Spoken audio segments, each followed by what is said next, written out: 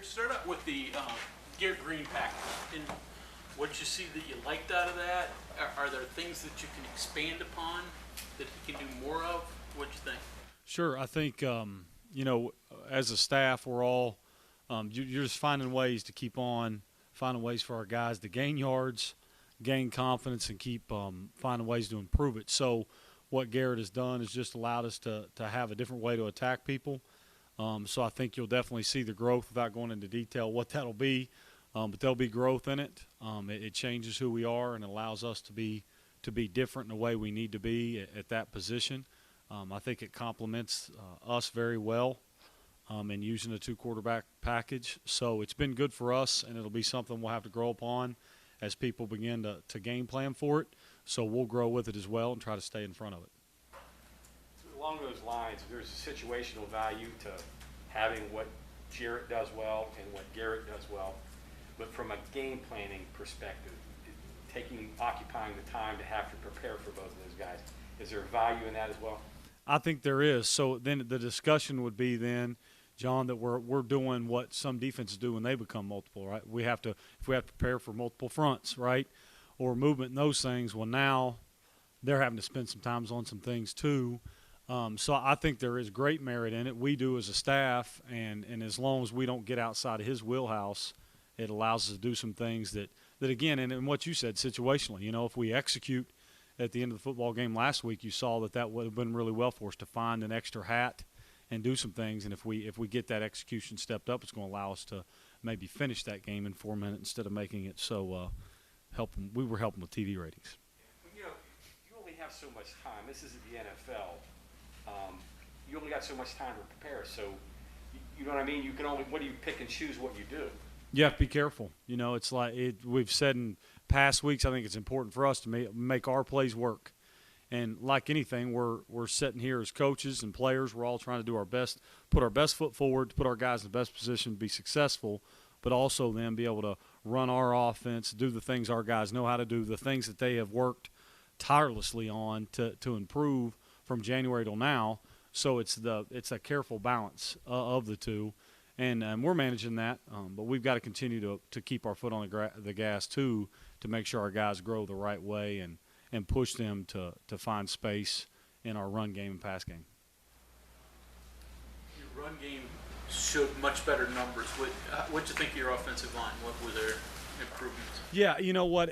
We've talked about it before as a staff, and I've said it to you guys in here. I think you got to be careful about always tying everything to results. I think the truth lies in the work. And so, although it probably wasn't what we wanted the first 2 weeks, we've been practicing in a way and changing who we want to be and becoming more physical and changing these habits throughout the week.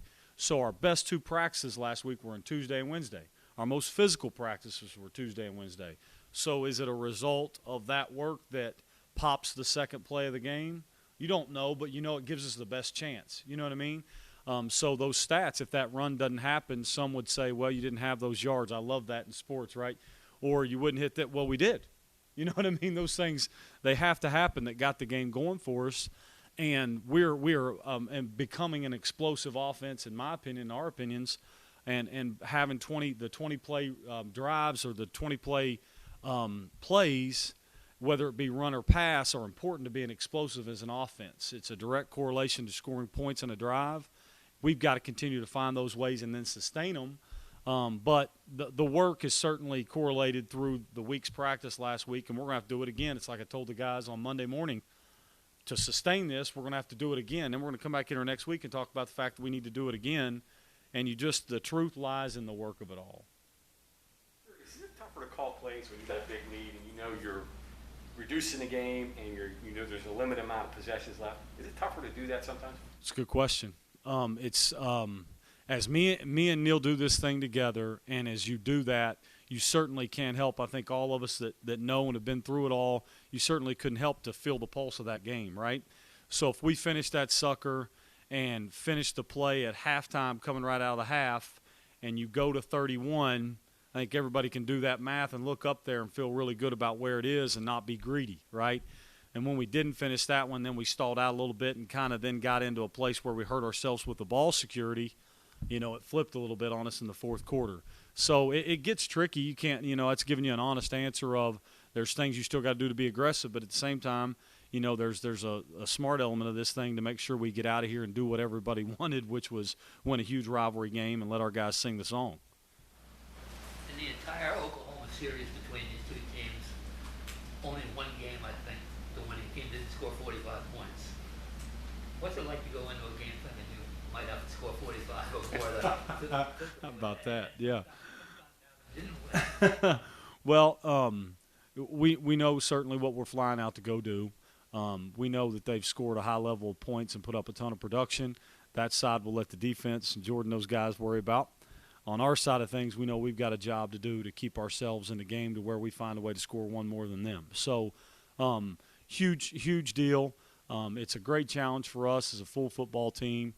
And not dodging the question, statistics are proof of future and past outcomes and those things. But at the same time, we just know, hey, what do we got to do to put ourselves in the best position to be in this game and find a way to finish it in the fourth? And that's been our biggest push in game planning so far.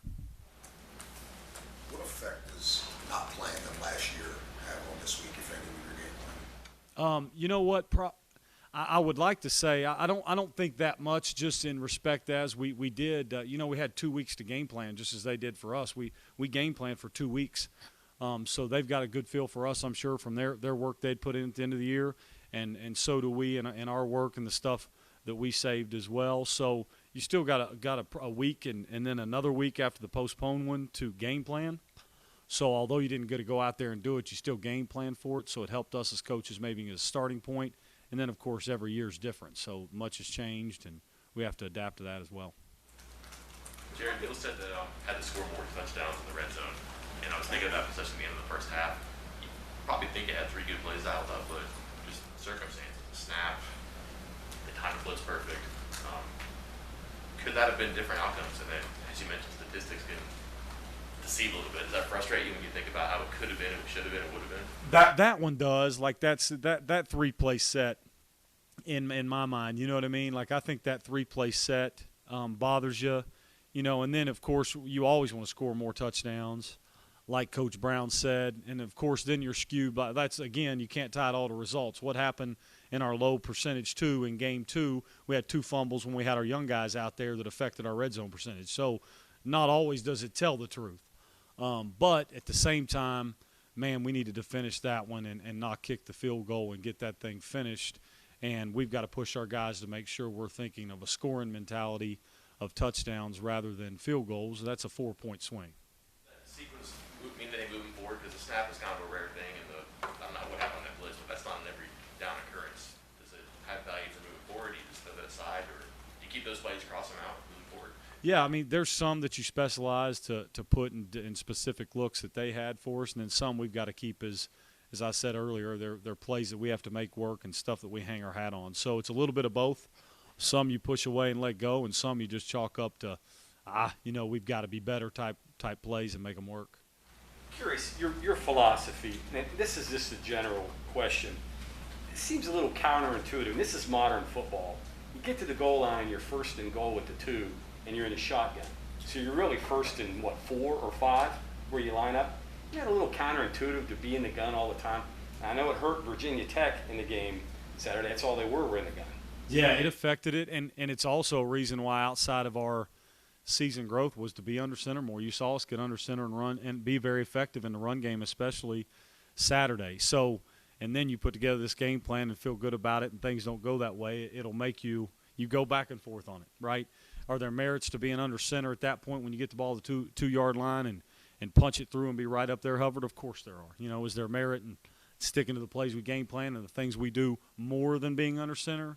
Of course, And so goes life when you don't have the success you should have or finishing that thing with a touchdown. And we'll look at all of it and make sure we put our guys in the best spot to be successful. But it has been why we've grown our under center package, and we will. Everybody's in this gun. Yeah. I mean, that's the modern game today. Yeah. I mean, some will refuse even. I mean, there's certain people that refuse to even get under center because they are predominantly gun and they don't want to have any issues even to take a victory snap, And so it's all just personal belief, staff belief. I'm sure glad that we've chosen to grow that package, and it'll help us moving forward. If I'm wrong, right before the end of the half, when you didn't get when you got the field goal, were there two bad snaps in that sequence there that caused the passes?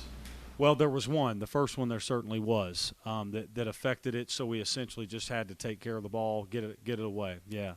And then, we were, in the second play, we were rushed a little bit. We had a nice RPO on with it that kind of gave a false look. Probably should have handled it better at quarterback and not flushed out. But at the same time, it's still a tough look and a look that they had a good look for us against. What did you think of Will Hoffman? And adding him back to the package, what's that give you? Well, I've told you guys, and it was good. First, it was good to have him back out there. And as I've told you all, it's good to have a starter there who's a guy that's worked his tail off and had a great offseason. And I told Mike, and I know Coach Trickett has talked to him since the game, your biggest growth in offensive football and as a football team, in our opinion, it would be that game 1 to 2 and some things you got to fix because what the film had told you. And so for Mike, it was his first game. So although Mike statistically didn't grade out great yet, his biggest growth this year is going to be from game 1 to game 2 because now he's got video evidence of what he did, when it really mattered, and now he can take that next big step, which in week 2 should be a big step for him based on his preparation. Question about Oklahoma's defense. When you hear about Oklahoma, it's always their offense. Do you think that gets lost a little bit, how well they played defensively the last couple of years? I do.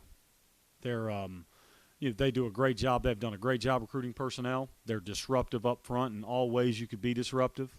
Pass rush and run stunts, the movement they put together. Their back end guys are talented, gifted, and can run. They play really, really hard. So I've said it before and say it now, right? What better compliment can you give a group that's well wired up, sound in what they do by scheme, which is a compliment to their coaching staff, and how hard they play?